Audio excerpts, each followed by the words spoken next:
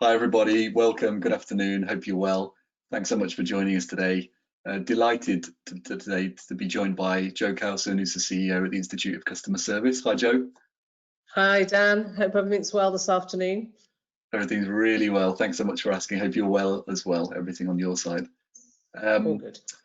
Today we're going to be looking at, as you might have guessed, customer service, what's been happening, what are the experiences that have been experienced so far with coronavirus and COVID-19, and what we might think is going to happen next, like some little insights into what we might be able to do to prepare around what's coming next. And Jo's going to take you through all of that in just a couple of minutes. So before we dive in, if you're joining us today, please do give us a tweet and give us a shout out.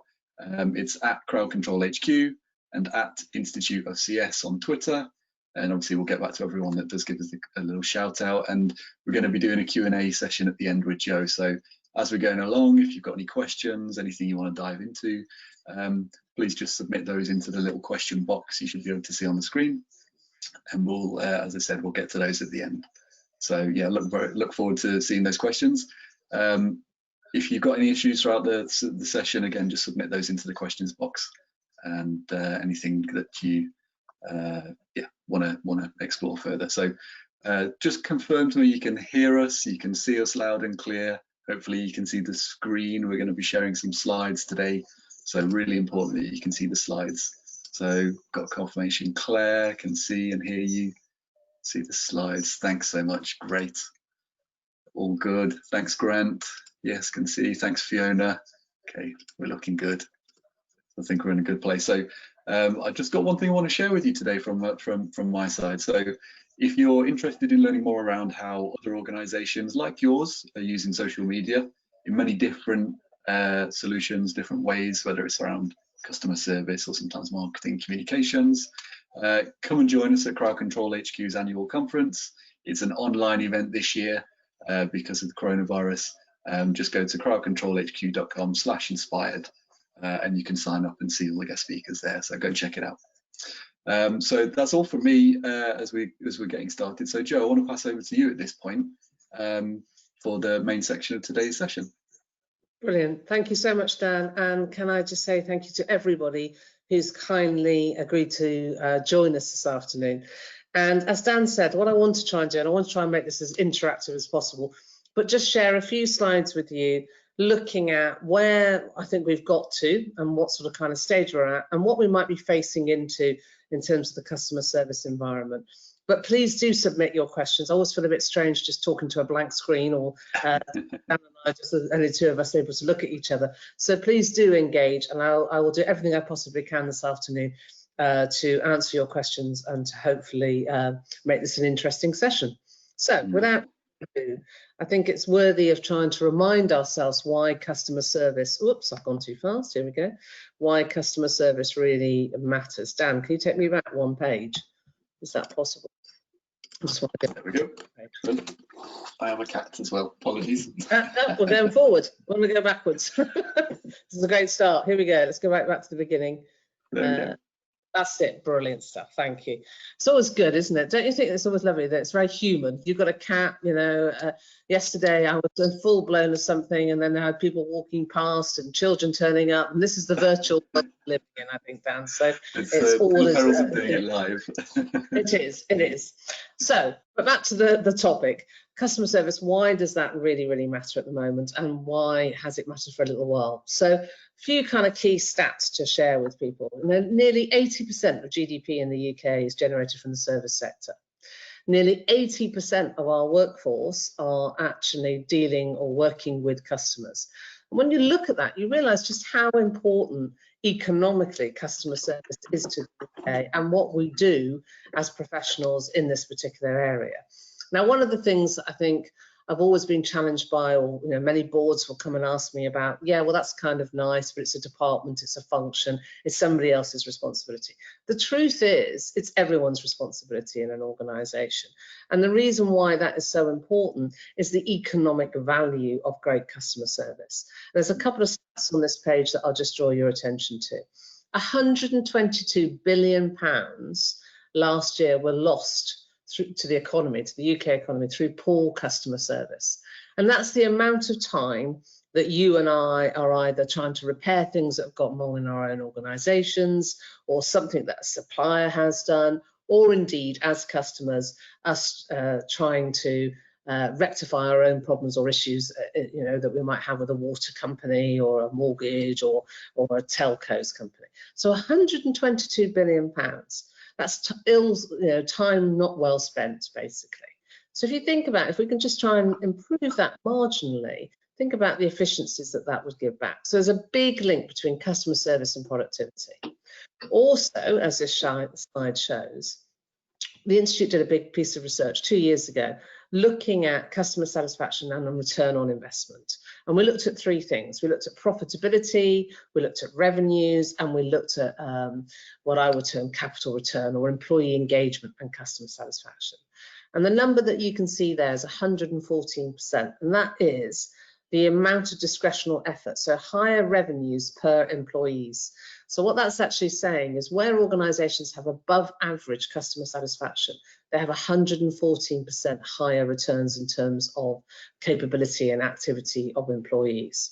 They also have a 10% higher EBITDA, so profitability rate, and they also have about 5% higher levels of revenue. Now that's where customer service is consistently good over a 5 to 8 year period. So what I'm trying to show on this slide is the importance of customer service, both economically, but also to us as employees and also as customers. 26% of customers will pay more for brilliant customer service. And there's a direct correlation between employee engagement and customer service. So for every 1% increase in employee engagement, you get a 0.41 increase in customer sat. So hopefully here's some key stats for you to kind of reflects, I guess, the environment and why customer service is so important. So let's kind of be looking on about what's been going on in the last 2 to 3 months. Now this is, I'm pretty sure for all of our listeners, like a really interesting time. So most of our members that I've talked to over this period have been amazed, by what they've managed to do in a relatively short period of time. So this whole kind of idea of lifting and shifting, and lots of boards that I've talked to have said, we've achieved more in 2 weeks that would normally take us 2 years to actually achieve all of these different things that we've done.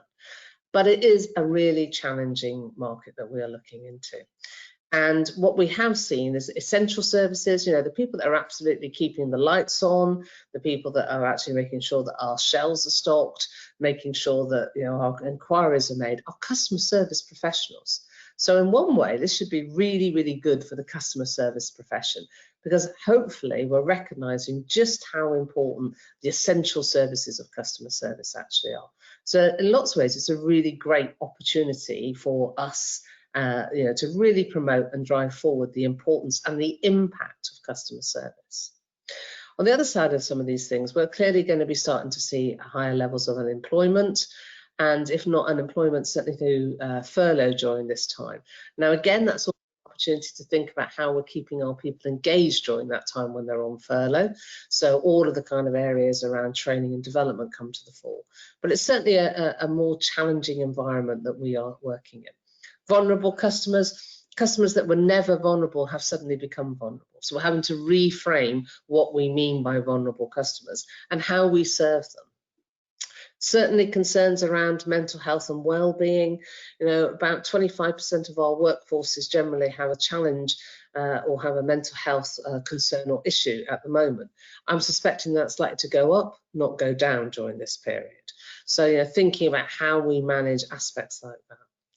Clearly huge issues in terms of companies being under pressure, but again, a very mixed view depending on what industry sector you are in. Certain sectors are actually thriving, other sectors much more challenged in terms of retail or leisure, or obviously aspects where you cannot trade at the moment.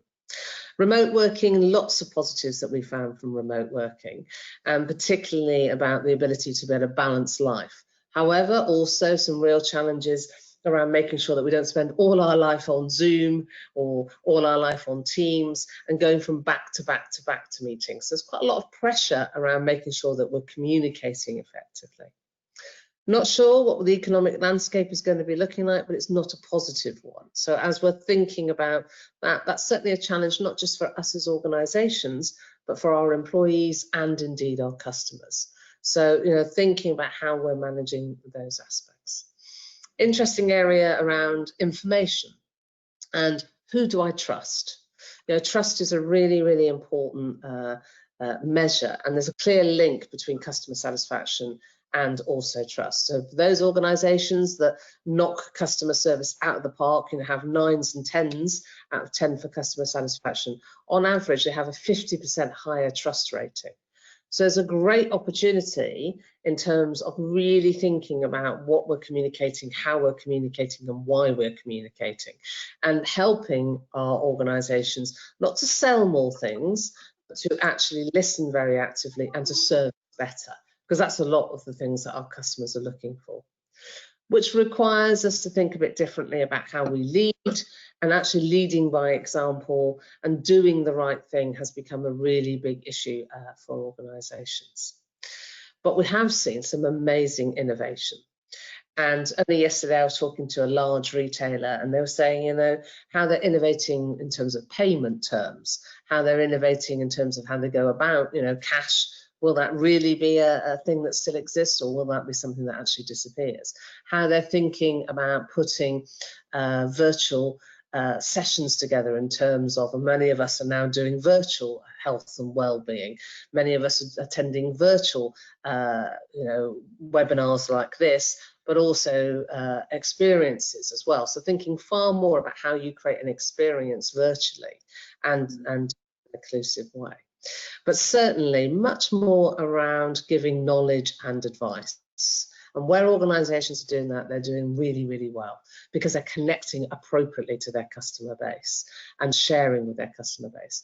And I think, as we've already seen right at the beginning, organisations being more human and realising that actually there is more of a challenge in terms of the environment that we are working in and being able to deliver.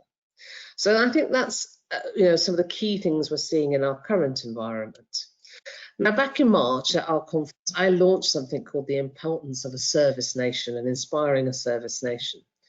And, given the fact, as I said, that what we're looking into is an environment where you have much more opportunity, much more kind of competing demands, where organisations are really focusing on these three things, this is where they really get cut through.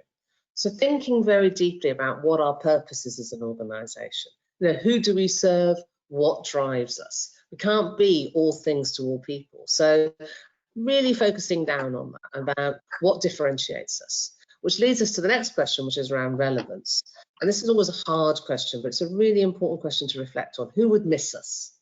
Why are we relevant? Which audience are we trying to serve? How we're trying to manage that? So who would miss you if you weren't here as an organisation? And then the following area is really about impact. And often as organisations, we tend to measure and manage activity. And I'd encourage us more and more to think about impact. What's the impact? What's the legacy that we want to leave as a result of the activities that we're doing? Because that's far more about the longer term too, and thinking in the longer term, what are the issues or the challenges that we want to be known for in terms of addressing? So purpose, relevance, and impact are really important. And then actually, I think what you're looking at now is a situation serving either through the route of essential services. So essential services are the types of organisations, many of our utilities companies, many of our public sector companies. And what's really important in terms of, that's the green box here, what's really important in terms of the levels of service that we're looking at in this area?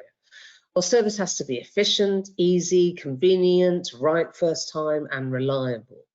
Now, that's very easy to say. It's very hard to be consistently good at all of those areas, but it's increasingly important that those are the things that we're looking to serve. As customers, we don't want to wait. We want to be able to have a website that's intuitive. We want to be able to self-select things. We probably want to self-serve in many respects. So really working out what's important to the customer. Hygiene factors, but very hard to do efficiently and to do well over time and consistently. So ease of doing business with. how professional our people are. Does the product service experience do what I expect it to do? And if there is a problem, how do I actually address that problem and know where I'm going to? And then on the other side of this coin, and they're not either or, by the way, we have what we have termed branded experiences, where you need all of the essential services elements, but you also need to be thinking far more about how we personalize this experience, how we differentiate ourselves, and this emotional connection. What is really interesting in research that the Institute has looked at over time is the things that really, really drive higher levels of customer satisfaction are many of the softer elements. So do I feel connected? Do I trust this organisation? Do I believe that this organisation has my best interests at heart? Do I think that they have a good ethical policy? Those things, and actually during COVID and the other side of COVID, are going to become more important, which is why the box about sustainability is really there. What we're seeing as customers and consumers, much more interested in buying from and working with and supporting organisations that have a much stronger ethical footprint, that are educating and sharing knowledge, not just trying to sell, that are leading on sustainable choices and helping me to make the right decision, that have a long-term focus, that build trust and genuinely have this customer ethos. So some of the things that I think we're seeing at the moment were things which were happening previously, but they've been accelerated. We have less monies in our pockets, we're more demanding, we're more choosy, we have possibly less choice, but we're also thinking a bit more purposefully about where we're spending our time and energy and frankly monies. So those organisations that are really driving some of these things are going to become more important. And then if you look at where we're going to kind of go next and what we're starting to see coming in through this period, is what we've definitely seen is that we're pretty resilient, aren't we? Both as workforces and as customer bases. So amazing resilience. I've never been quite amazed by just how brilliant not only my own colleagues have been, but working with many other organisations. And I don't doubt for 1 minute, Dan, our listeners are the same. No, we dig deep. And within that, we've been able to be quite innovative and quite challenging of the status quo and doing things in the same way. As customers, we've got much more used to doing more home-based activities. You know, I'm sure everybody is more than aware of how sales have gone in terms of gardening, in terms of cooking, in terms of board games, you know, all of these sorts of kind of areas, as well as things like Netflix, etc. But much more home-based activities. So, you know, will that be something that will continue? I think there's some bits secretly that we quite like of lockdown life, and some of that less madness, spending a bit more time thinking about being together, and the more purposeful decisions are definitely something we're seeing. One of the things as well is we've got greater polarisation between the haves and the have-nots. Those that will actually, and that's a very sad reality of this, is those that will be economically strong at the end of this versus those that will be really challenged. And therefore, doing the right thing has become more and more important. As a customer, I'm much more likely to stay with brands that I believe. I'm much more likely to trust brands which I think are doing the right thing. So I can't emphasize this enough. Doing the right thing and thinking about the reputation and the footprint, the impact, as I was saying, and the legacy that organizations are leaving are going to become more important to us as customers. The next point I've got here about the importance of good governance. And what I mean by that is, well, I'm not talking about bureaucracy. And I think what we've learned through this is that there are some things that we've been doing that, quite frankly, we don't need to do as organisations. They get in the way. We might be frightened about making some of these decisions. We might procrastinate over certain decisions. But there's an awful lot of things which are just good governance, which we mustn't lose. And therefore being clear about what the difference is between blocking something or not being happy about something or being scared about something versus actually being able to do the right thing and to drive that going forward. So the importance of good governance, I think, is really important here. We certainly will see that virtual activities will grow. Some of the conversations that I've been having with some of our members, only about 30% of organisations are thinking that they're going to be back into the workplace, probably not before September. So in terms of offices, you know, how many people can we get back to our offices? How many people can we get back to our retail spaces? So, you know, learning to live remotely and thinking about that has certainly become one of the key norms. Understanding about re-looking at our business models, you know, what has worked well, what do we want to take forward, what are we more concerned about? That is definitely going to be a key aspect of making the right, often tough business decisions. Up on the bottom here, I want to pull out for people, the whole area around deurbanisation. So what is really interesting is about 10% of our workforces really love working from home and working remotely. About a further 10 to 15% hate it and actually are really keen to get back. And then there's quite a large group in the middle that are kind of saying, well, be interesting, but I'm not sure I want to commute all the way back to those cities that I've been working in. So it'll be interesting to see if we see more hub working, so working more locally in our communities. And that's certainly something that I think may come of this and maybe a future that we do see. There's a real challenge around the whole use of data. Data has always been an issue, and clearly understanding and interpreting data has been something that many of us have been trying to focus our energies and activities on. But also there's a whole issue about the fact that the state has increased the use of data, and this also links obviously to things like trust and sharing information. What we will see is certainly an acceleration of innovation and adaptability. So thinking about the things that we want to keep, but also thinking about the things which we would no longer do as part of the Covid-19, because there have been some things that we would have done just to get ourselves through the crisis. Now, distilling which ones you want to keep and which ones you want to build on is going to be really important. There's also a little box here around deglobalization. Will we see, and it's going to be interesting in a very global environment, will we see nations starting to restrict, starting to close down, to be much more nationalistic? And that will be interesting as we kind of chart through things. But certainly, and I think for anybody that is interested in customer experience, this has been a really important time to reset what customer service is. Because customer service isn't the department, is not the function. It's actually everyone's responsibility, as we've already said. But not only that, the importance of it. The importance of actually being a service nation.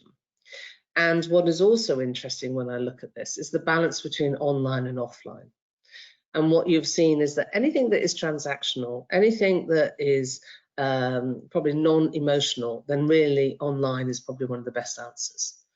But anything that actually requires more judgment in terms of or a discussion or a need for information and advice that I actually want to talk about, there's a real importance of the physical and maintaining the physical. So I don't see a world where everything will suddenly become virtual. And what you've seen throughout all of this is the fact that as human beings, we need interaction, and that isn't just through a pixelated screen. So it's going to be interesting as we move forward about choosing which things we absolutely have learned and know can actually work very well virtually, and which things we want to be able to move back to a physical world. And on that sort of kind of thing, the things that I'm thinking about in terms of the virtual versus physical, I don't know about anybody else, but certainly sharing information virtually is not a problem by using Zoom or webinars or other aspects. Trying to drive real creativity and on that energy around creativity is much harder. Or where you're trying to reach and gain input from larger groups of people, much harder to do that virtually. So the offices of our future, maybe they're going to be more around actually not coming to work to sit and do my normal job, but coming to work to think about bringing things together from a ability to collaborate, the ability to share. So maybe the office layouts will be significantly different in the future. You know, much more about a coffee groupings, much more about setting things for creativity. And I don't think that we will see in the future just necessarily banks of us all going back to work doing things which we can do sitting in our own homes. So the virtual versus the physical is a really kind of big challenge. Well-being of employees has definitely risen to the fore. So, you know, and this is not just about you know, mental health, but physical, allowing people to think slightly different about their mix between, you know, when they work, when they don't work, how they work, childcare, all of those sorts of things. And it's not just about childcare. There's also quite a lot about looking after, a wider, more elderly parents or people that are more vulnerable too. So a real mix around. I've already mentioned quite a lot about doing the right thing, but I think that's going to be very, very important. And those organisations that do that will be the ones that will prosper in the longer term.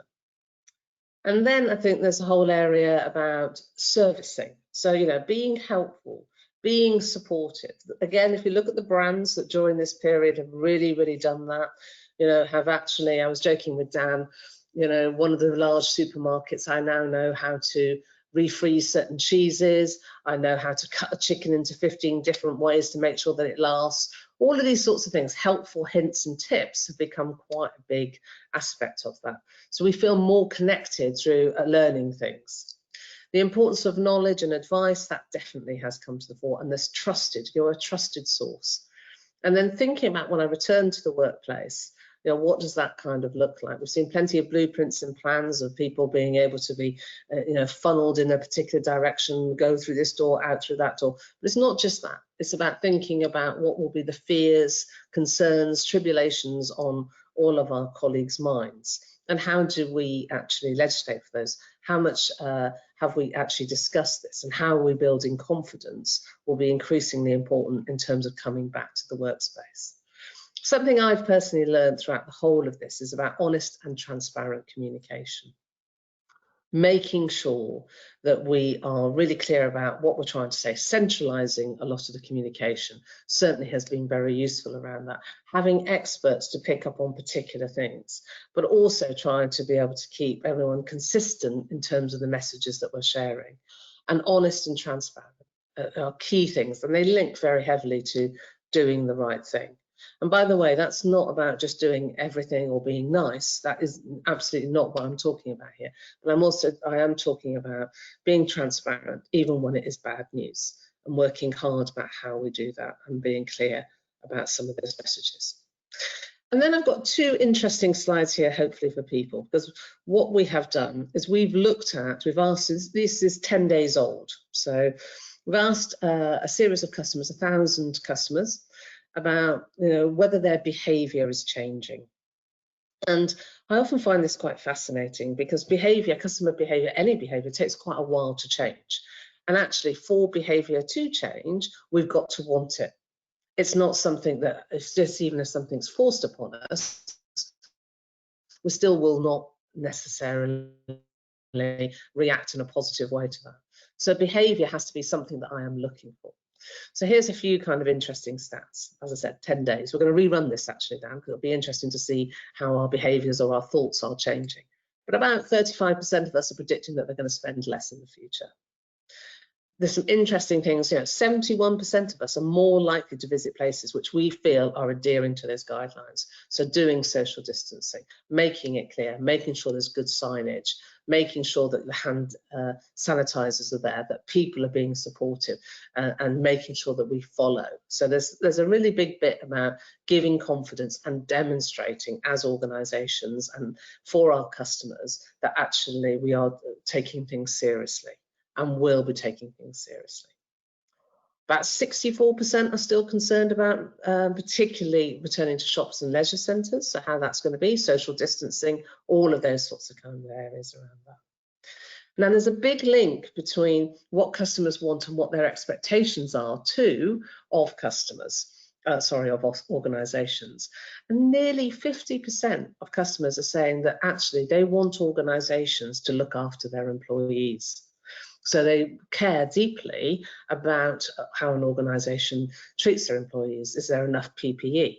Is there enough support? Are the employees feeling comfortable about being back in the workplace? So there's a clear link between customer satisfaction, as I've said, and employee engagement. And the more that we look after employees, but there's also clearly a link between customers wanting us to look after employees. So there's an interesting bit here about 42% of us are expecting the speed of service to improve. We've been quite tolerant as customers, and for most of you, you've probably seen an upturn in customer satisfaction during this period. I suspect that we're going to be under more pressure. So as we go into this next phase, and as we're coming back to bringing more things online or whatever online or new look looks like, but actually I think we're going to be demanding more. So there's a good chance that customer satisfaction will start to fall again. So something for us to be aware of. And I think there's a really important message here about being clear about what your expectations are and what you're able to do. So again, that transparent communication, how you're going to support your customers through this new journey, and setting that very clearly so they understand the framework and the parameters. And then, Dan, my final slide is looking at really what colleagues' views are. And again, this is 10 days old. So again, we will rerun this. But one of the things that worries me slightly on this slide is 41% of employees will feel pressurized to go back to the workplace. So this is again about trying to build confidence and making sure that you bring your people back by consulting with them, by involving them, and understanding what their concerns and fears are. And also, sharing your plans and sharing what your thinking is in terms of those aspects. Also, a third do believe that, we can make social distancing work well, and over 66% actually do trust their employers that they will prioritise safety over other pressures. Now, the one thing that I would say is a bit sad when I see this is only 22% of furloughed employees were offered training. If you do have staff on furlough, it's a really good way to keep them engaged and to keep them positive towards the organisation. So I'd really encourage that. This is a great opportunity to get to the things, or indeed if you are furloughed yourself, get to the things that perhaps you never get a chance to do in terms of training and development. So Dan, I think that's probably my last slide, but I'm really happy to take questions or queries or comments, or if there's anything that people say, oh, that's a bit odd, I didn't expect that, or anything like that, really, Dan. Wonderful, thanks so much, Jo. Super interesting, the stats that you're showing here. Just going to quickly check to see how we're getting on with the questions. Yeah, so if you have a question for Jo, please do submit it now. There was quite a lot to take in, I think, Jo, so very, very interesting. I've got a couple of questions here for you. So one of the points earlier on that you made around building a service nation, which is trust being a big thing, and like the long-term focus in this sort of sustainability area that you were talking about. How can you sort of bring that to life? Is that again about communication, sort of communicating that? I think there's a mixture of things here. So I think inside any organisation, recognising customer service as a profession, recognising training and development and qualifications of people in customer service. So you can bring it to life because you can make it meaningful for people in that particular way. I think also, Dan, we tend to be at our very best when we feel really connected. So as an organisation, being really clear, we mentioned about purpose and helping everybody in the organisation to realise what the purpose of that organisation is, but more importantly, what's my role in it, and that I have a place in that. And when we're talking about, this is about making sure that people feel that if we're in a service role, that you should feel proud. You're making a difference to that organisation. So this is about hearts and minds. This is about, if you think about every Thursday night we've been out in the street banging our drums for people that are working in essential services. Well, many of those roles in essential services are actually service roles. So, how do we maintain that energy, that pride, that importance around the service profession? Because it is a really important profession. So as leaders and managers, thinking about how we train and develop people, if I'm in a service role, walk a bit taller, because actually you're helping to make a really big difference to somebody along the line here. You're helping to service something better, you're helping to make a greater impact. So I think there's lots of things, thinking about your CSR policies, thinking about what type of activities you're doing that are really supporting the ethical agenda, what type of activities you're doing that actually, there's a great link between just delivering brilliant customer service and trust. So actually, the more that you are better at getting it right first time, being efficient, being transparent, good comms, the more that you do that, the more likely you are to drive up trust levels. Yeah, brilliant. So we've got a question here from Grant. So Do you think it's important to have someone able to respond to customer service inquiries at all times, or is it okay to simply do it during working hours? We're a local authority looking to merge all social media and customer service remits together. Okay, good question, Grant, and thank you. So this is a really big challenge, isn't it? We're living in a 24/7 world. Most of us now have greater expectations. I think the first answer to that probably is you've got to set some of the boundaries. So if you're not going to be working out of hours, then be clear about what I can do about that. And maybe also, I think what we're starting to see is an extension. So no, I don't think that necessarily in terms of answering queries, you're going to have 24 hours people sat there answering my phone. But do think about, perhaps extending some of those hours, where I think we've had early evening services, things like that. That's been really powerful. But also, not just being on the end of inquiries, what sort of things can you put on the online in terms of frequently asked questions? I'm sure you're already doing this, but what are the sorts of things that are consistently asked? And also signposting about what to expect and when you would expect that. It's the same for social media. I mean, the reality is we give a very short period of time to responding to social media requests, but you have to be very clear about how you're going to respond to it and when you're going to respond to it, because 24/7 is hard, and hard for most people to live into.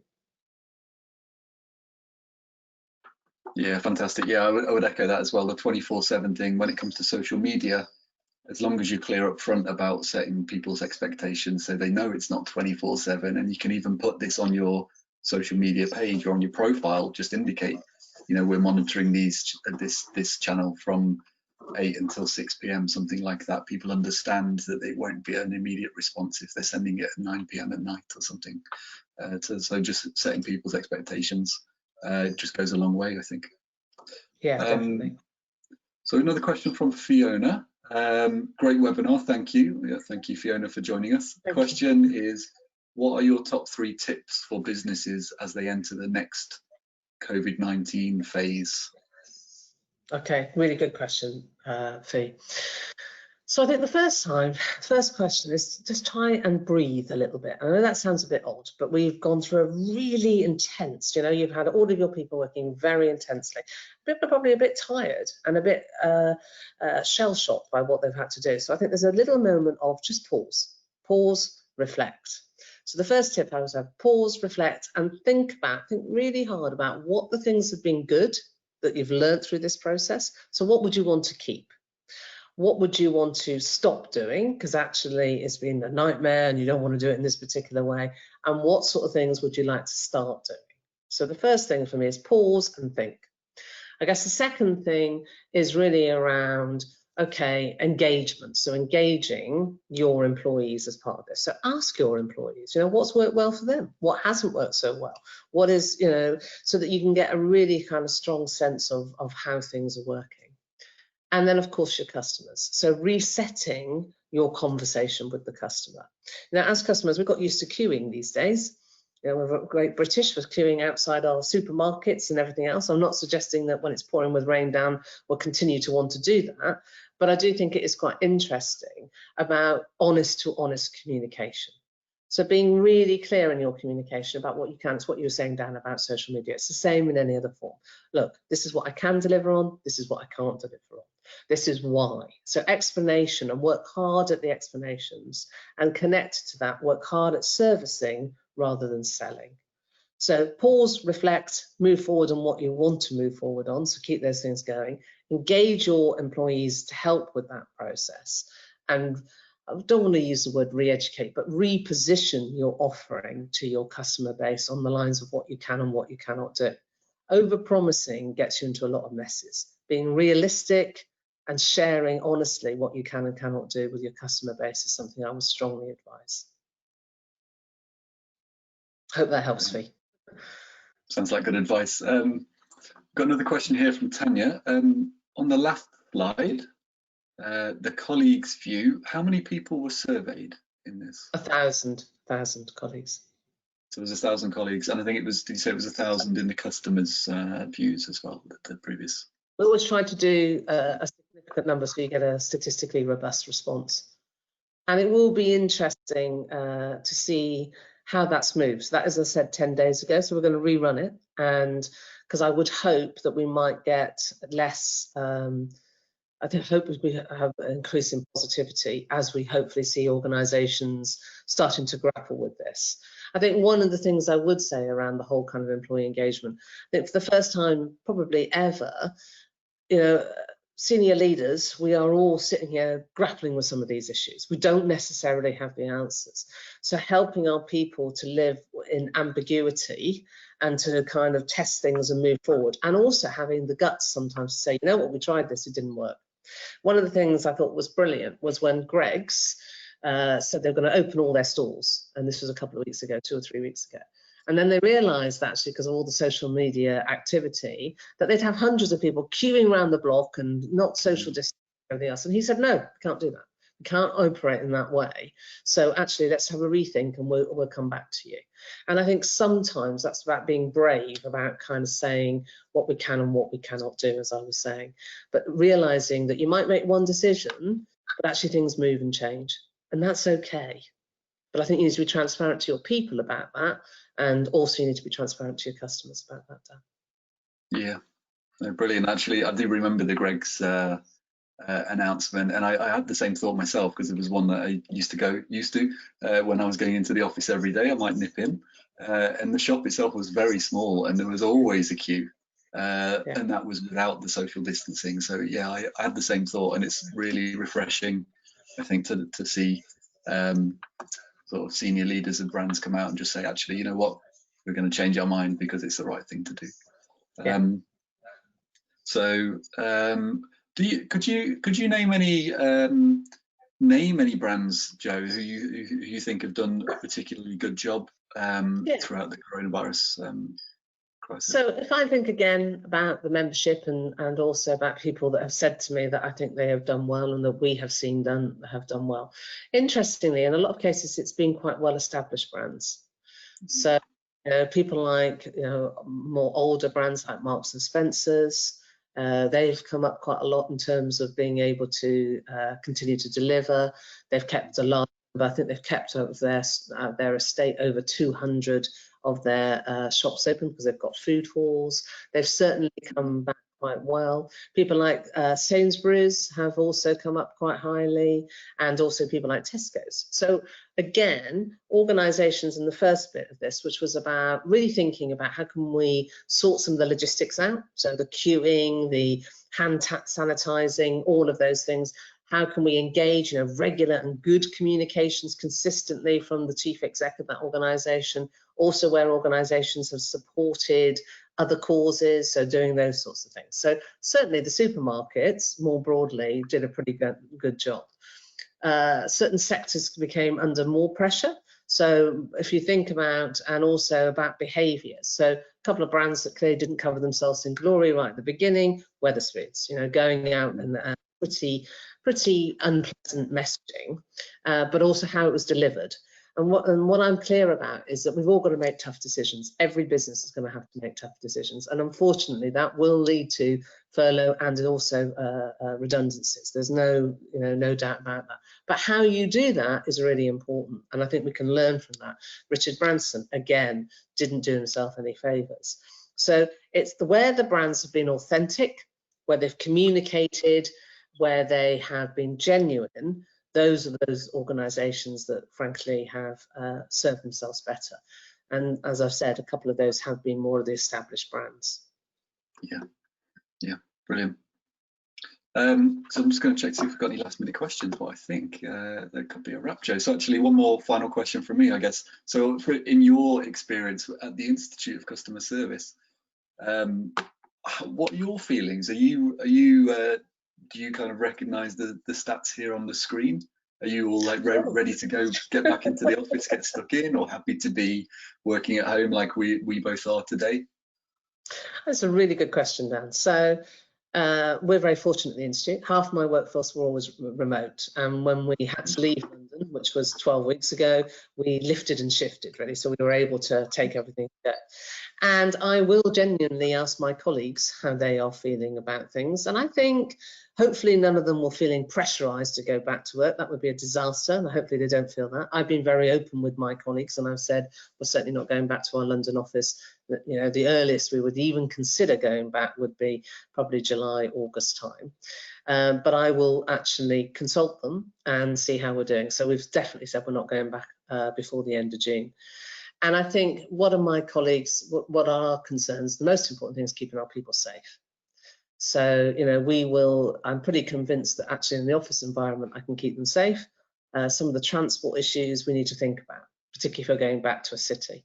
So for me, Dan, it's about looking after our employees, making sure they feel safe, genuinely, but also, I think, thinking about what their fears and concerns would be.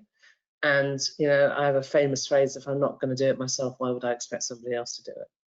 So, you know, I try to think about through those lenses. But we're fortunate because we have been able to pretty much keep our services going. And despite the fact that sometimes we might be a bit stir crazy and we do miss each other, and I know that we miss each other. So we've been doing all the things like social quizzes and bingo and birthday parties and virtual dinners and all sorts of kind of mad things like that. I think, you know, we're going to have a virtual picnic soon, but if the weather holds. But, you know, there's nothing quite like being back together. So, you know, I think many of our colleagues at some point will welcome that. But I will definitely take my colleagues' view into play before we do anything. Yeah. No, I think super interesting to hear that. Yeah, and from our side, very similar place. I think we recognise there's some teams that you might not naturally speak to when you're not in the same physical location. So how do you recreate those internally so that everyone gets the chance to sort of meet, not just to be nice, but, you know, for the effectiveness of us working in our roles. So I'm missing what I'd call, Dan, the water cooler moment. Yes. Because at the moment, and this is something to really remember about remote, you have to physically make that action happen. Whereas when you are working in an office space, you walk past somebody. So if you walk past somebody, you're probably likely to smile at them, engage with them, have a conversation with them. And I think the one challenge sometimes is we can forget, and it goes from one extreme to the other. You can over Zoom, so we all spend our life on Zoom, or actually, if you're not careful, you don't perhaps interact in the same way. So I think while we're working remotely, being quite deliberate about what we're choosing to do when we choose to do it. And also the other side of this, guys, is also being clear about when you're not engaging. So it's okay to say, you know what, I'm going to go and do my exercise class, or I'm going to go and walk the dog, or I just need to, so I'm just going to make a cup of tea. Because otherwise we spend all our time sitting on the video, and that's not good for us either. Yeah, well said. Amazing. So sorry, Joe, just checking if there's any more questions. No more questions. So with that, I think that's the wrap. So I just want to say thank you so much for taking the time out of your very busy schedule to come and share this with us. I hope it's been really interesting. If anyone's got any additional questions, I think, Dan, you've got on the last slide my email. Yep. Pick up anything for anybody, and I do hope that this afternoon has been interesting. And you know, Godspeed, and keep healthy and keep safe, everyone. Thank you. Best wishes, though, Joe. Thanks so much. Thanks everyone for joining us today.